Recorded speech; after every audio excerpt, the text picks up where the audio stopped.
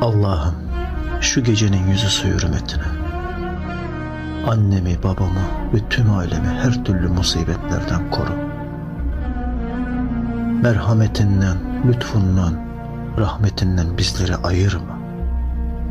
Allah'ım, görünür ve görünmez kaza belalardan, her türlü hastalıklardan sen bizleri koru, muhafaza eyle. Ya Rabbim, dilediğini verir, dilediğinden de dilediğini alırsın. Hiç şüphesiz ki sen kudret sahibisin. Kudretin ve keremin hürmetine her türlü iyi şeylerimizin sonunu sen hayır ve güzel eyle. Allah'ım, benim ve ailemin arkasından gıybet eden kim var ise ve arkamızdan haberimiz olmadan kim ne iş çeviriyor ise, ne kötü plan kuruyorlar ise, sen zalime fırsat vermediğin gibi onlara da fırsat verme.